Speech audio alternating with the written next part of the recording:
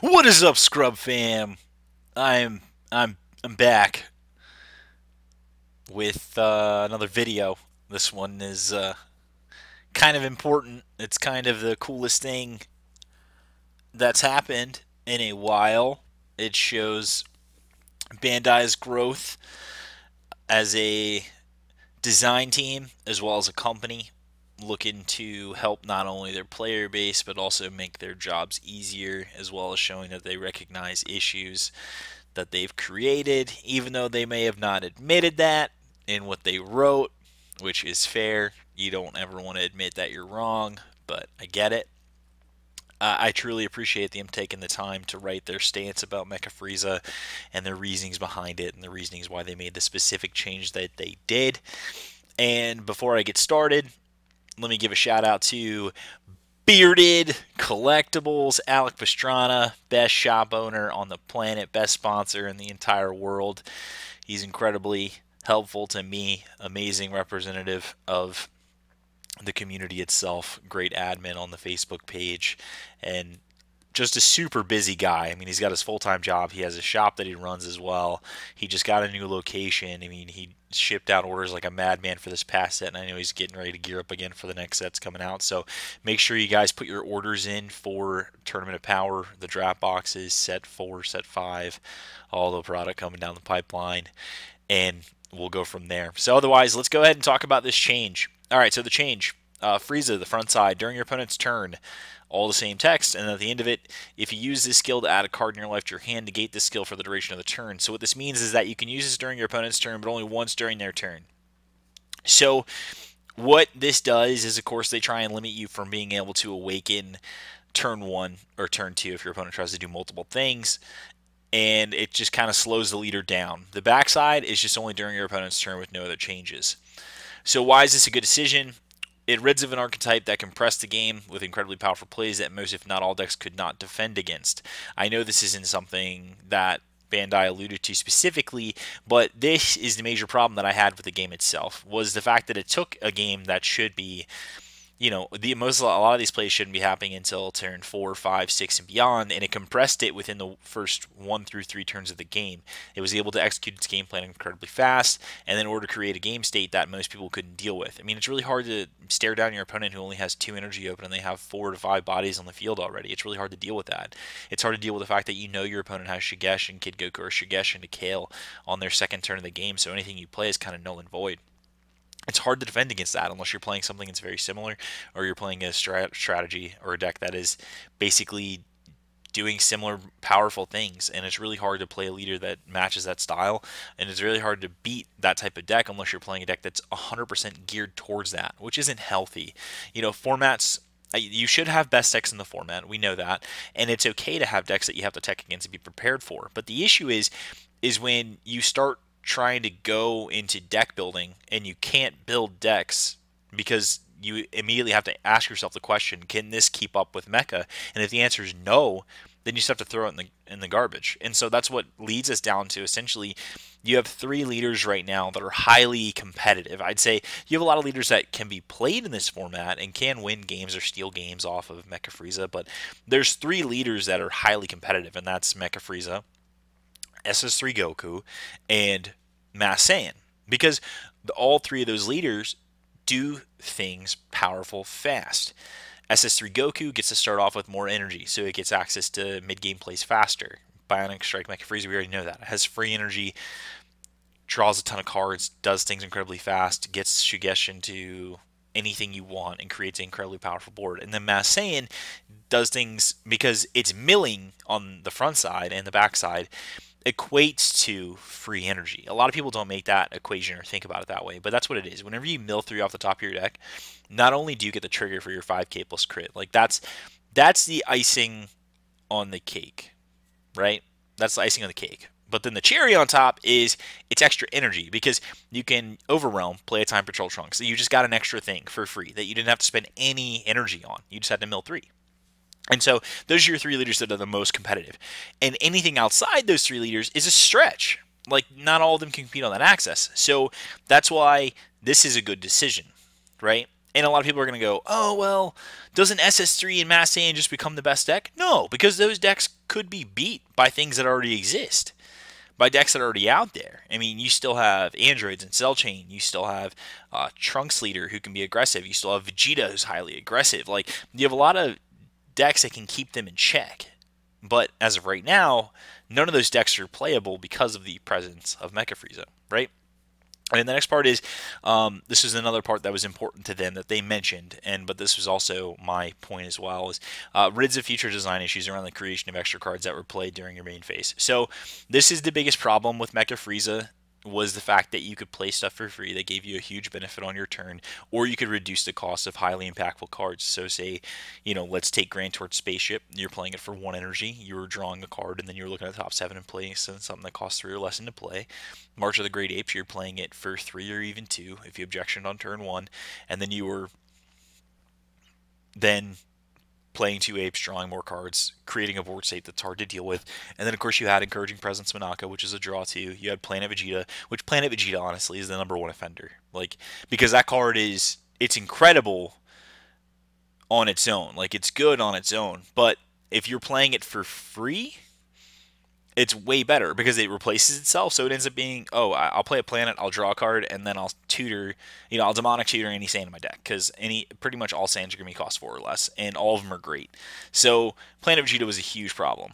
And now going forward, the design team shouldn't have to worry about creating cards for any archetype that they have to worry about one specific leader. Like, and I hate putting catch-alls like, only works with a X type of leader, or only works with this. Like, no, the beauty of this game is that you can play multiple archetypes with any leader that you want.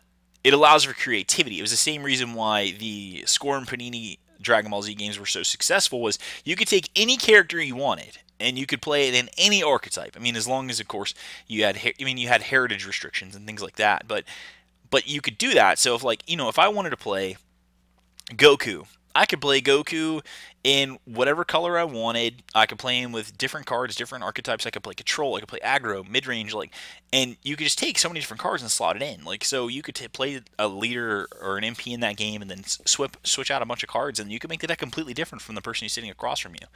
And so I don't think you should restrict your design space when it comes to extra cards by putting keywords on them like that. I think you should just let it be an open design space, but this is the lesson you have to learn from. Bandai, still, they have the issue of giving you too many things for free and giving you free energy, which, of course, is the biggest problem. And so that's going to end up being a thing down the line that Bandai is going to end up having to address on their own, because they talk about the speed of the game and the pace of play.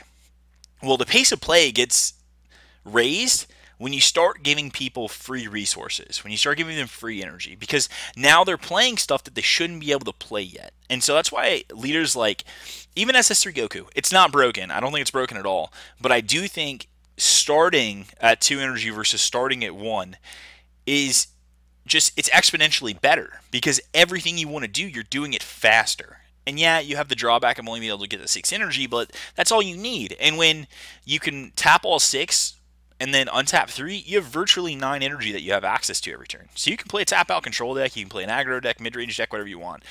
So it's not a problem at all right now, but down the road, when they start to create more impactful 2-drops, 3-drops, 4-drops, like they always do, because this game, it's naturally the way the game is designed, is there's always going to be power creep within each set, because you need to continue to make cards that are better. Unless they go down the route of making like niche archetypes like they do from set to set, you're going to end up having this problem where 2, 3s, and 4s become,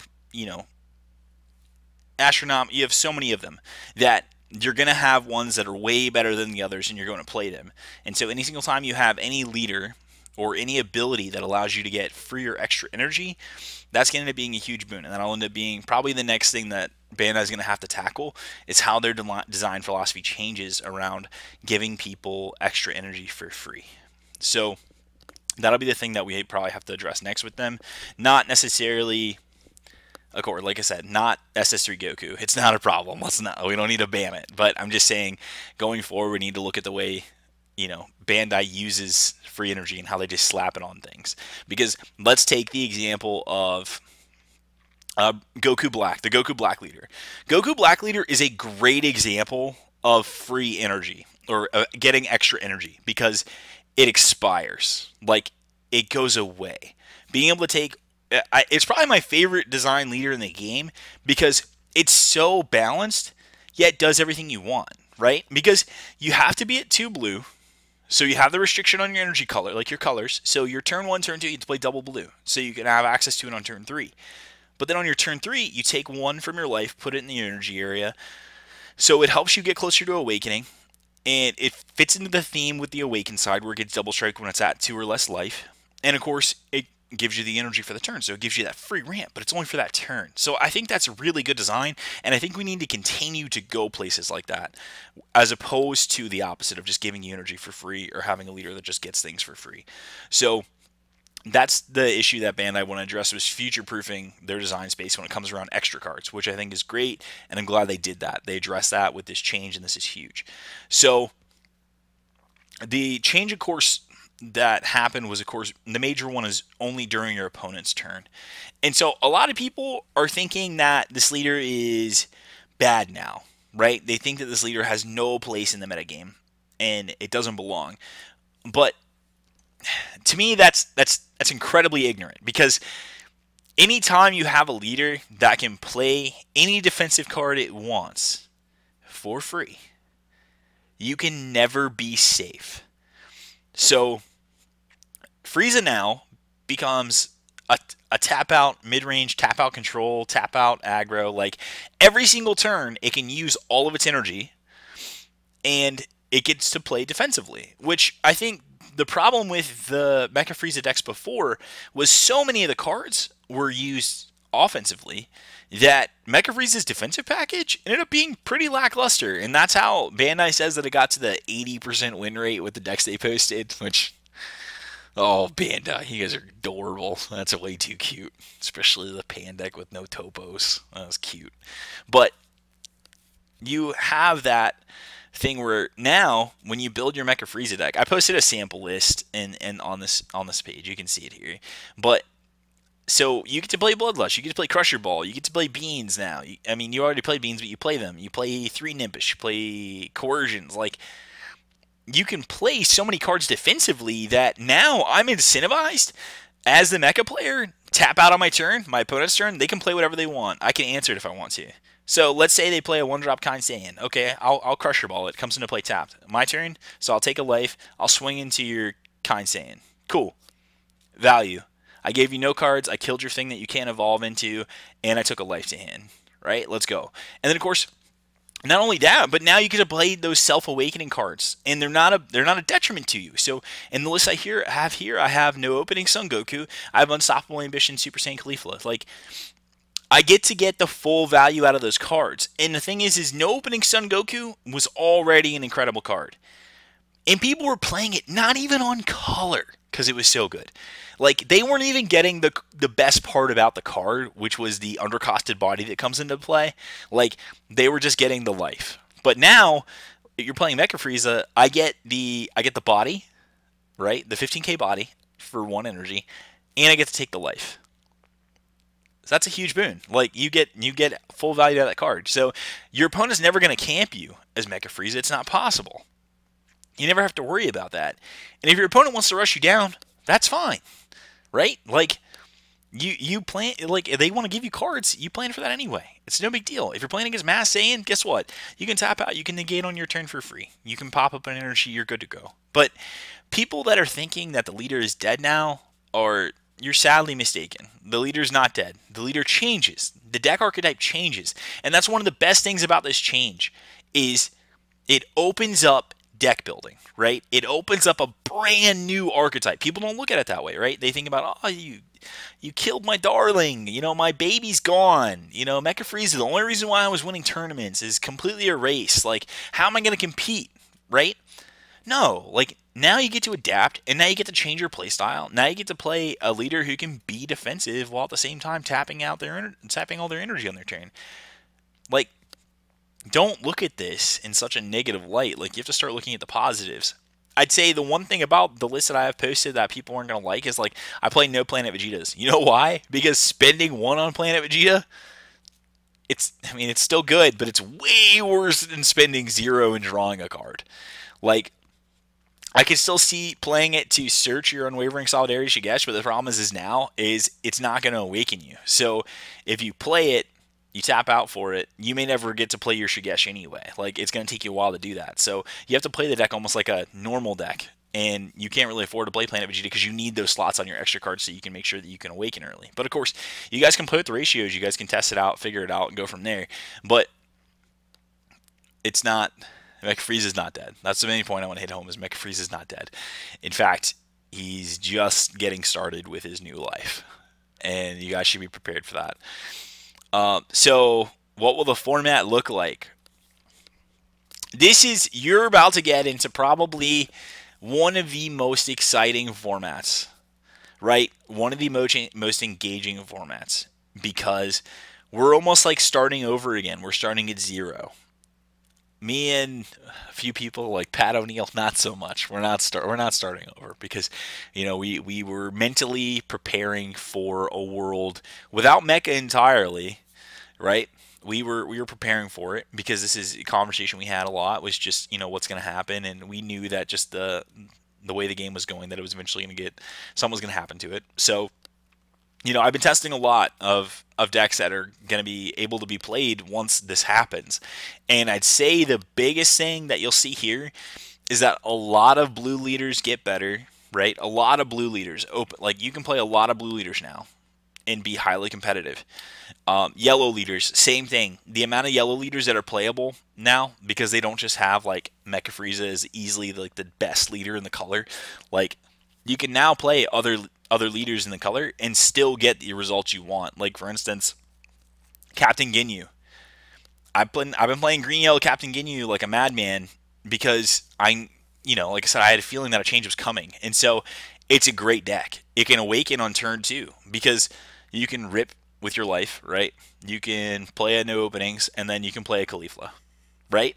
Okay, so on your turn 2, like I said, you can be awakened. So you're getting the same benefit, and then also you have double strike on the back. So your leader can threaten lethal and just combo out on your turn.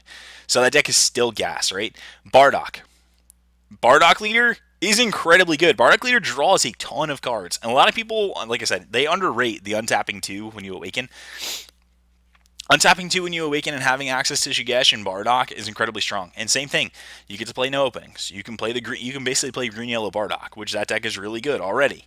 You can play red yellow Bardock. That deck is really good already. But it just needed something to happen so that it would see more play, because the deck is really good. But Mecha Frieza again would just, like, if you're gonna play yellow, you're just gonna play the best leader in that color, and now you don't have to worry about that.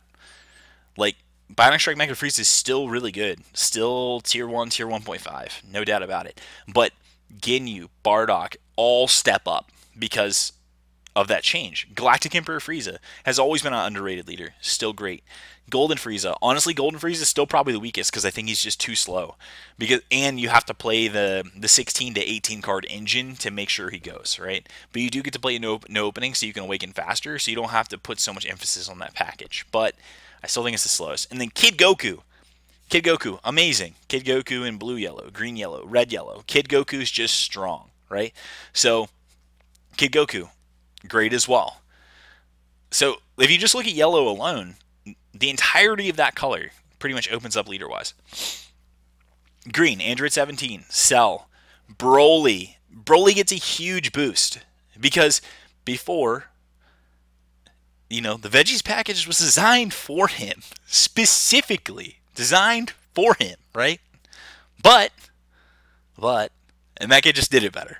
So now, you can play Broly. You can play the veggie package.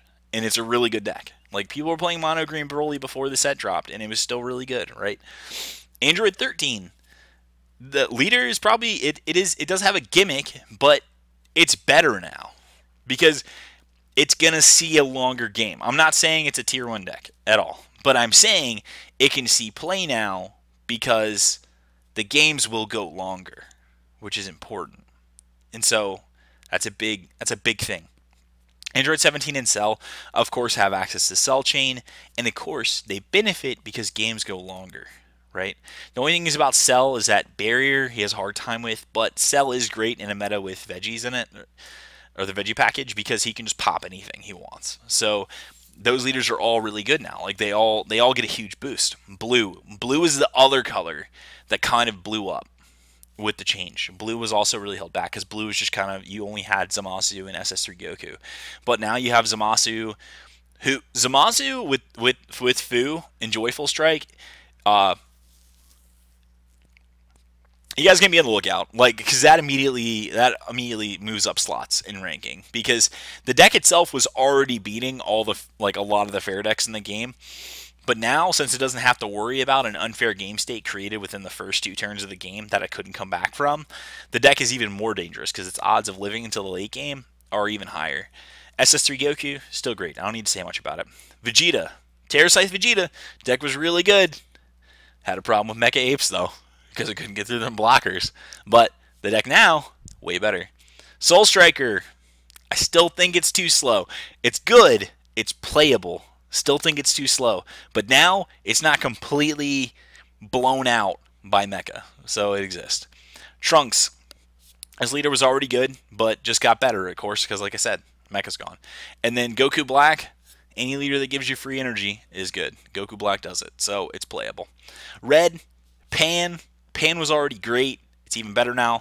Dr. Mew, thank goodness, right? He needed this to happen, because there was nothing worse in testing than their turn, right? Playing against Mecha, and they're just like, planet, Manaka, objection, pass. And then my turn, I'm like, charge, Mew, play a Nat, tap 1, play a Mew. Like, pass. Like, there's nothing worse in the world than that feeling. So it's really good to live in a world where that's not going to happen anymore. Champa was always good as an aggressive leader, but now even better, right? Vados is underrated. Had a showing in this past weekend, came in a couple top 8s, so Vados is still really good. Pat O'Neill played me with like this build that he made that just drew so many cards. I was impressed. The deck was pretty good. Vegito, not saying Vegito's tier 1, but it's the same point that I made with other leaders. Since the games go longer now, you get to see turn 4, 5, 6, 7 because the format's slower. Vegito has a place. Vegito can play the game now, right? And then Black, all of the leaders in Black are highly competitive, right? With this change. Like, Mass Saiyan was number 1, Mirror number 2, Trunks number 3. That order still stands, but Trunks and Mirror get a lot better, especially Mirror, because it's in green-yellow colors. And the only thing that held Mirror down was the fact that just Mecha did everything better, and because it wasn't milling 3, it didn't have the same bonus that Mass did, and it couldn't be as aggressive as Mass Saiyan because it didn't have crit on the front. So Black leaders get a lot better going forward without the presence of Mecha Frieza. So this is a huge change. And so I'm not saying that all this stuff on this list is going to be tier 1. I'm not saying it's all going to be highly competitive, but I'm saying that your options going forward are much more open than what they were yesterday. And that's the most important thing when it comes to the health and the future of the game, is creating an exciting and engaging and a fun format. And a lot of people forget about that. A lot of people think to themselves about only the highly competitive, right? They only look at the highly competitive decks and the highly competitive players, and they think that that marks the true success of a game.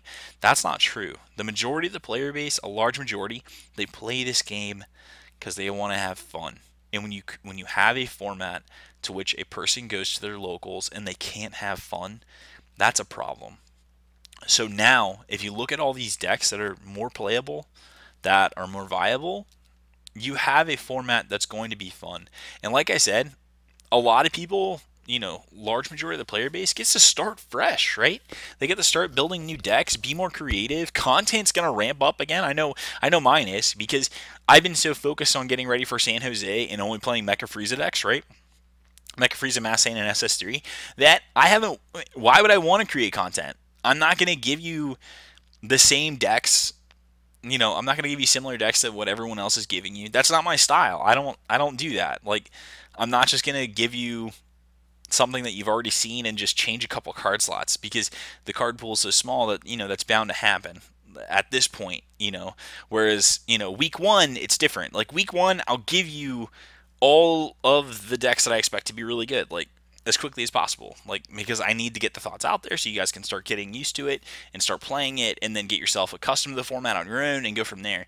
But as we go forward and more information becomes available, like creating content right now is nearly impossible if you're trying to create content that is exciting and can speak to the competitive and non-competitive player. So now going forward, I'm re-energized. I can create content again. New decks, everyone will be excited about, and we'll go from there. So the format gets more exciting. Lastly, because everyone's been talking about it already, this is a lot of people's first comment, right? Where's my credit at, Bandai? Where's my cred? I needs it. Kidding.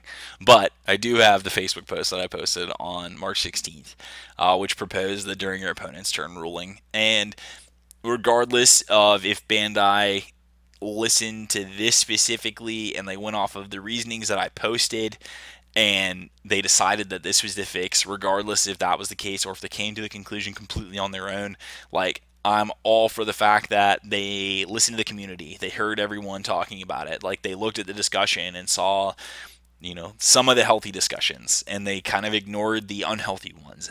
And they picked out things that they liked that made the ruling make sense for them. And they came to the conclusion and then made the change to help better the community and help, honestly, they bettered their design process going forward. And so I don't know if there's going to be testing teams going forward. I do think that is something that needs to be talked about internally for them, but I do think it's something that should be talked about. And I think there's a ton of people in this community that could benefit from being on the testing team. But of course, I don't have any information on that, but I would love to know if that's going to happen at some point, and I think it'd be really cool. I know that I'd be really excited to do it. I much more enjoy the creation and design process more so than I do actually playing the game. But nevertheless, San Jose is coming. I need to get prepared for that. I will be testing today because I'm still at home recovering from the flu. That's why I'm making this video right now. But I will be testing for that. You guys, like I said, I have deck list Sunshine rounds later that you guys can follow, and you can see what I'm looking to play for the event. I'll be narrowing it down over the course of the next few weeks, and then it'll come down to one deck list, which will be posted on Sunshine rounds later, and then you'll know what I'm playing that day. And from there, you guys will see what happens. I'm hoping to get my first official top cut of the regional season, of course, for the lucrative tournament packs and playmats, right? Because that's the most important thing when you go to these events, is making sure you win your tournament packs and playmats, right? But honestly, I'm hoping to be able to make an impact and a splash on the format itself. I'm hoping that all the knowledge that I've obtained from testing early ends up paying off, and I can come to the table with one of the better decks and also one of the better strategies. But we'll see. Team Bearded's going to be in full force, so come see us at San Jose. We'll all probably be wearing matching garb. As you can see, you can pick it up from beardedcollectibles.com. Actually, and 3XG shirts are still on sale. You don't have to worry about that. They're still there, so if you want to get your Scrub Fam shirts, go for it. But anyway, this video has been kind of long. Had a lot to talk about. Thank you guys so much for everything you do. Thank you for being a wonderful community. Don't forget to give anyone credit who deserves it. I love you all. Hope you enjoyed this. I'll be back with more content soon. Okay, bye!